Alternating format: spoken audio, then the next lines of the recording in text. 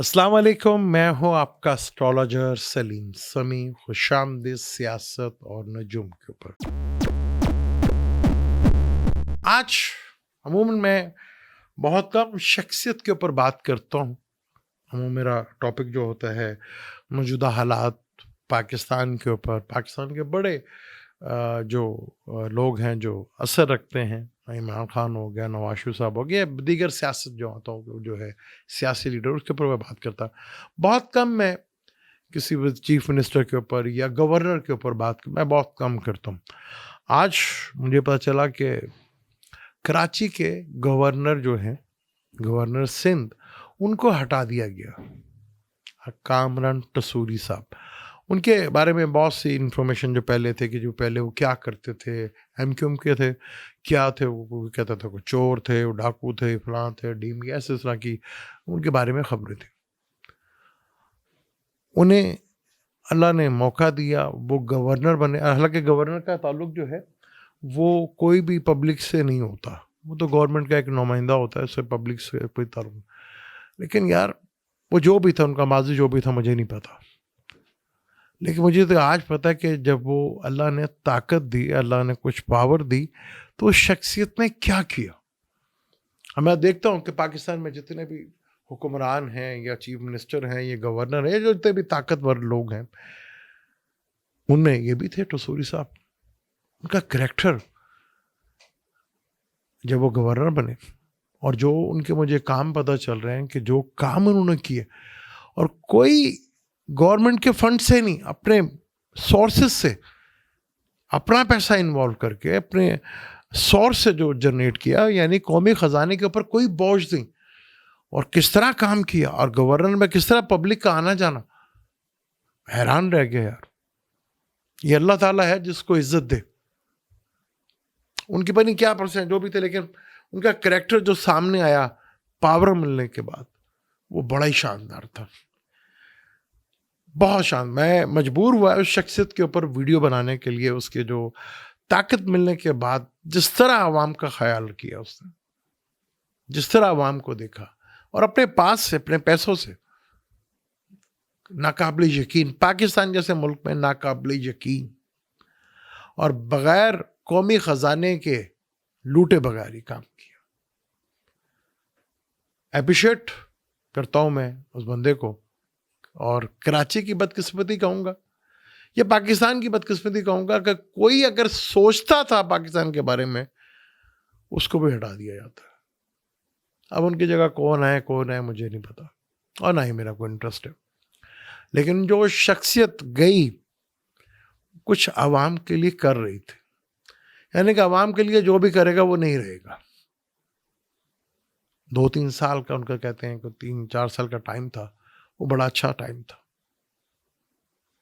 अब मुझे जो उनके बारे में इंफॉर्मेशन मिली, मैंने तो वो बताया, और मैंने पूछा लोगों से, कुछ जो मेरे जानने वाले थे, और जितना कुछ मुझे पता चला, तो मैं वाकई उस शख्सियत को सलाम करता हूँ कि जिसने आवाम के लिए सोचा।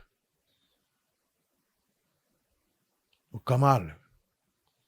बदकिस्मती कह लें पाकिस्तान की, कराची वालों की, या पाकिस्तान की भी कह लें, क्योंकि कराची वो सिटी है जहां पाकिस्तान का पहला कैपिटल था। ये, इसको खत्म कर कर पहले तो गवादर ऐड होता है, फिर एक नया शहर बनता है, वो नया शहर इस्लामाबाद है। उसके बनने के बाद से पाकिस्तान में एक अमीरी गरीबी का जो रिवाज है वो ऐसा डेवलप हुआ जिसका कोई गैप इतना बढ़ गया जिसका कोई ताल्लुक ही नहीं।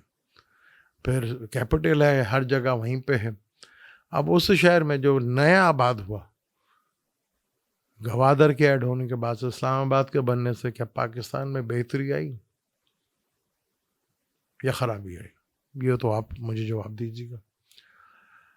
नेतन्याहू का पता चला है कि नेतन्याहू बच गए।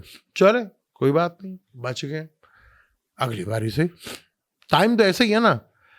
अभी तो मार्स जो है वो कल 14 है, मैं सेम डिग्री वाइज कंजक्शन भी हो जाएगा। फिर मार्स सैटर्न के साथ भी जाना, सन सैटर्न के साथ भी कंजक्शन होना। मैंने यार ये कह लगे ये तो बड़ा लंबा खेल है अभी तो, और एटॉमिक का भी खतरा है कि ये वॉर में कोई एटॉमिक ना चल जाए। लेकिन ये बड़ा इम्पोर्टेंट टॉपिक है एस्ट्रोलॉजी में, जहाँ पे लैटिट्यूड और लॉन्गिट्यूड को भी देखा जाता है। तो 33 का जो लैटिट्यूड है वो बड़ा इम्पोर्टेंट होता है। तो 33 का जो लैटिट्यूड है वो हमारे इस्लामाबाद का भी है, वो ईरान का भी है, तेहरान का भी है।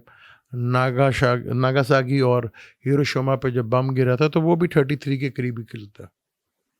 और बहुत से दुनिया के शहर और कंट्रीज है जिनका 33 के ऊपर है। ये मेरे एक दोस्त हैं, वो इस टॉपिक को बहुत ज़्यादा अच्छी तरह जानते हैं। किसी दिन उनको बुला के इस टॉपिक के ऊपर डिटेल के साथ बात करेंगे कि अगर दोबारा कभी एटॉमिक हुआ तो कौन सी दुनिया की वो सिटी हो सकती है, वो शहर हो सकता है जहाँ ये पॉसिबिलिटी हो सके, क्योंकि ईरान का तेहरान का भी 33 है। जो मौजूदा प्लानिटरी कंडीशंस है, कल राहु मार्स का कंजक्शंस है, सन भी निकल रहा है, मरकरी भी तुलू हो रहा है, और फिर ये सारे के सारे मार्स, सैटर्न, सन, सैटर्न, पाइसिस में ये सारे प्लैनेट इकट्ठे हो रहे हैं। अभी वीनस और सैटर्न इकट्ठे हैं।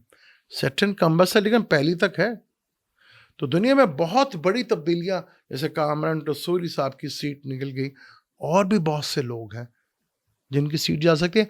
इमरान खान की दिशा भी चेंज हो गई, यानी कि जुपिटर में वीनस की दिशा खत्म हो गई। ये कौम तो भूल गई लेकिन प्लैनेट इमरान को नहीं भूले। ये सूरत हाल है, जंग चल रही है। नेतन्याहू कोने खुदड़े से निकलकर बाहर आ गया और काफी जोश में बाहर आया, भड़के मार रखे जी भड़के चल रही हैं। और खेल काफ़ी इंटरेस्टिंग है, ये वीक्स काफ़ी इंटरेस्टिंग है। कल सेम डिग्री वाइज कंजक्शन, और कल ही सन ने भी हाउस चेंज करना है, कल ही मरकरी ने भी तुलू होना है, और जुपिटर भी 17-18 तारीख को जो है वो स्टेशनरी की हालत से निकल जाएगा, और मरकरी भी 20 तारीख को जो है वो तुलू हो चुका होगा। वीनस 25 को जो है वो एरिस में आ चुका होगा। पहला इस ज़ोडिक प्लैनेट होगा जो वीनस एरिस में आएगा। उसके बाद सन ने भी आना है जो उसका एग्जॉल्टेड का हाउस है। फिर मार्स सैटर्न का कंजक्शन वाटर एलिमेंट के अंदर है, बड़ा ही ज़बरदस्त ये टाइम है अभी। फिर मरकरी ने भी नीच का होना है, फिर जुपिटर और मरकरी का भी राशि परिवर्तन होना।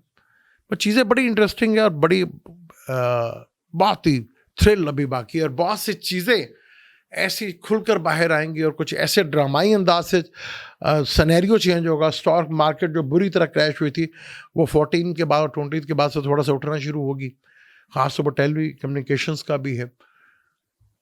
तो यहाँ यानी कि अगर स्टॉक मार्केट में थोड़ी बेहतरी नज़र आएगी तो यानी कि जंग के पीक के ऊपर जाने के बाद थोड़ा एंड की तरफ भी आएगा, तभी स्टॉक मार्केट ऊपर जाएगी। तो सूरत हाल काफ़ी ज़्यादा इंटरेस्टिंग है।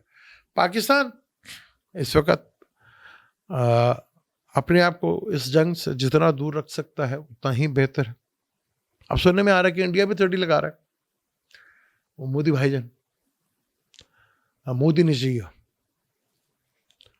मोदी ने चाहिए साहब जो हैं, क्योंकि एप्स्टीन फाइल में उनके डांस की वीडियो जो है वो शायद हमें जल्दी देखने को रिलीज़ होकर मिले, और बड़ी मूवी होगी, काफ़ी बड़ी होगी, क्योंकि बहुत मशहूर मूवी है। मोदी ने चाहिए का डांस और मुजरा हमें देखने को मिलेगा उसमें। अब देखें वो वीडियो कब बाहर आती है, वो भी बड़ी इंटरेस्टिंग। आना तो उसने भी बाहर, क्योंकि एप्स्टीन फाइल में जो लोग फंसे हुए हैं, और मरकरी जैसे तुलू होगा और मरकरी सीधा होगा, तो ये एप्स्टीन फाइल के काफ़ी ज़्यादा जो है वो फाइल्स जो हैं खुलना शुरू होंगी, और उसमें बहुत बड़े और धमाके होंगे, जिसमें अभी तक जिन्हें आप बहुत ज़्यादा मौजूद समझ रहे थे वो सारे शैतान निकले, और जिन्हें आप दुनिया के दहशतगर्द समझते थे वो सारे शरीफ निकले।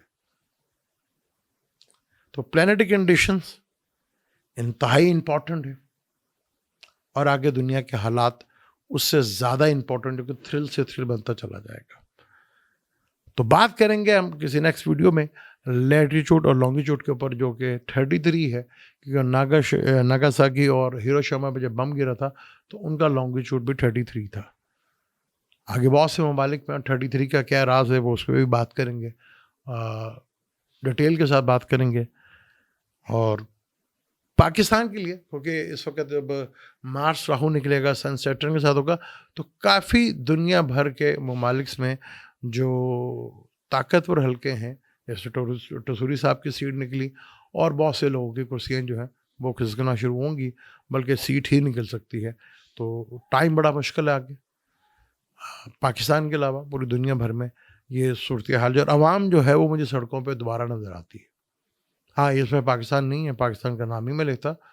अवाम की बात कर रहा हूँ मैं, कि अवाम जो है सड़कों पे बाहर निकलते आ रही है। वो आपको बेशतर ममालिक में नज़र आती हुई नज़र आएगी। मुझे तो इजाज़त, इंशाल्लाह मिलते हैं अगली वीडियो में। अल्लाह हाफ़िज़।